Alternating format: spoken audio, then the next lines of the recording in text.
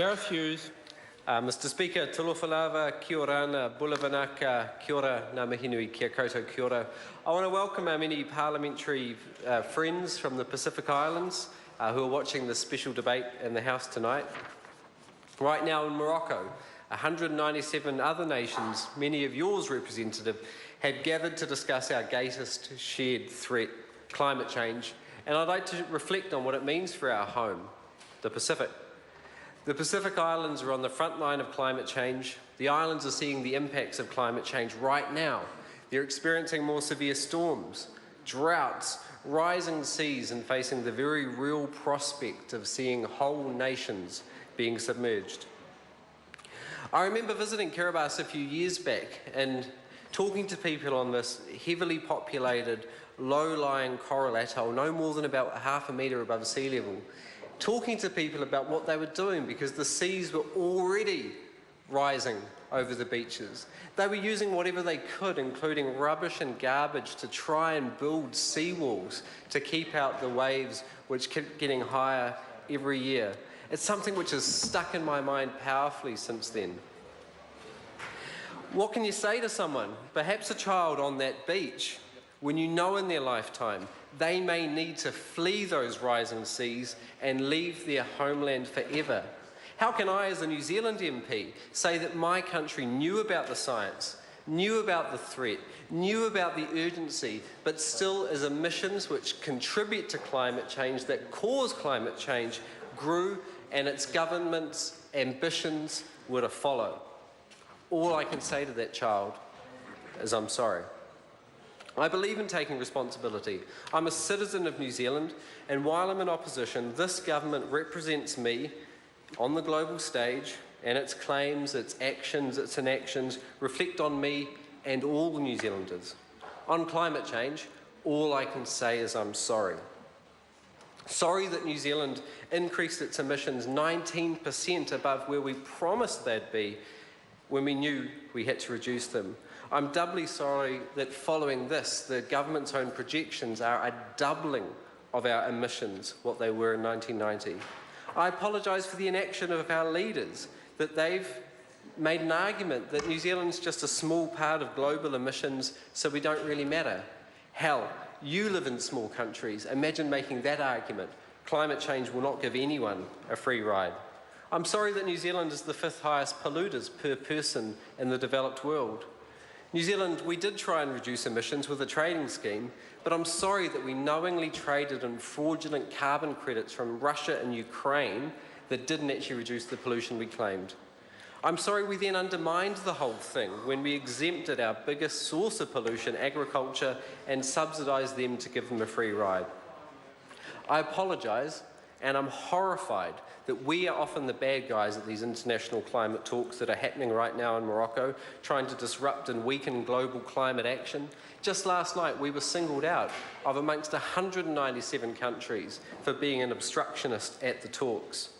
I'm sorry, last year in Paris, we took a meagre reduction target described by the experts as inadequate because we hadn't actually bothered decreasing emissions beforehand, and we said it was too hard.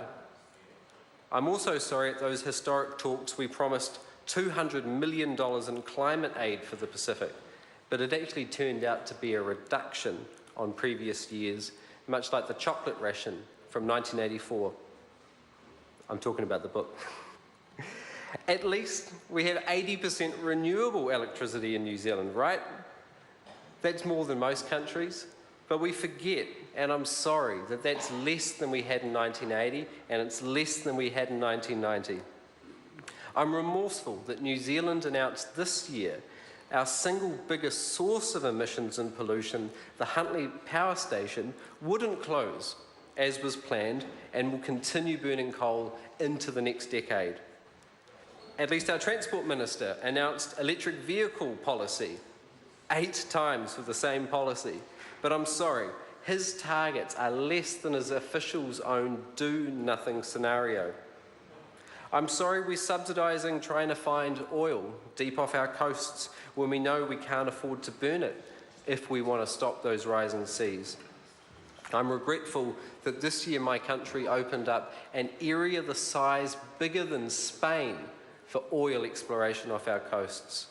I'm gutted that our government then called out the Navy on Indigenous protesters protecting their moana from deep-sea drilling, and then under urgency this Parliament made protesting oil drilling at sea a criminal act.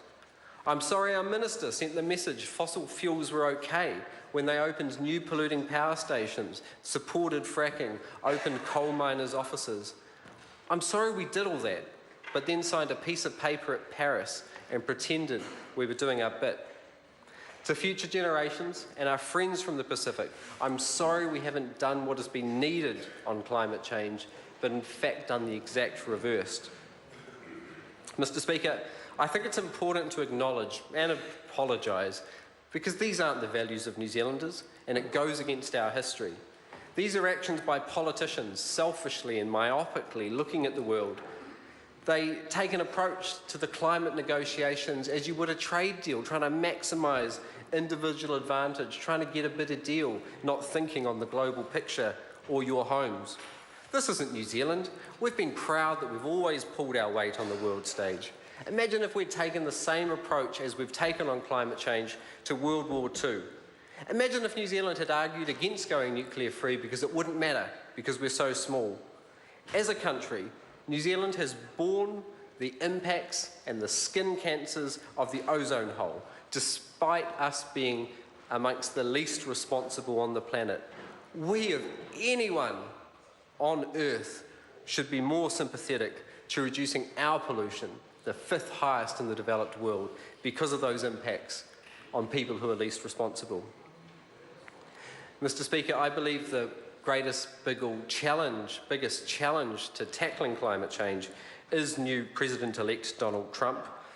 But while he may deny the science, what we're doing here is denying meaningful action. Our climate policy has been more insidious. Rather than brash speeches and ignorant tweets, we've worked the back rooms of international negotiations. We've developed political strategies with other polluting nations, and we've worked just as busily, if not more effectively, at slowing climate action and encouraging those loopholes. In my last couple of minutes, I do want to offer hope, though. Kiwis are a good people, and we've pulled our weight in the past. This isn't just an economic or a political or a scientific issue. This is a moral issue, and New Zealanders care about people living in other countries. We can act altruistically and reduce emissions. It sure is the right thing to do, but we can also act in our own interests and grow jobs by investing in green tech and clean energy. In New Zealand, we have a wealth of solutions available. We're a smart and innovative people, and we can be the leaders in developing the new technology for a low-carbon world. As emissions inexorably increase, so does the global movement in opposition to pollution. And many at the front lines are our Pacific leaders, out in front at these negotiations. In New Zealand, just today, we saw Canterbury Regional Council add their names to Dunedin, to Auckland, to Christchurch City Council, who have opposed the government's oil drilling agenda. We've seen our investors move away from fossil fuels. Our churches are divesting. We've seen strong, principled opposition to pollution like the Dakota Access Pipeline and Standing Rock, and we've seen it here as Te Whanau Apanui and others have led as the oil companies flee. We've seen more, but $100 billion more invested in renewable electricity generation over fossil fuels last year. We've seen the price of solar plummet. We've seen China close 1,000 coal mines. We saw Australia this week announce they're shutting down one of their biggest coal-fired power stations. Climate change doesn't have to be a reality. Rising seas doesn't have to be a reality. Growing jobs, cleaner energy, that can be a reality.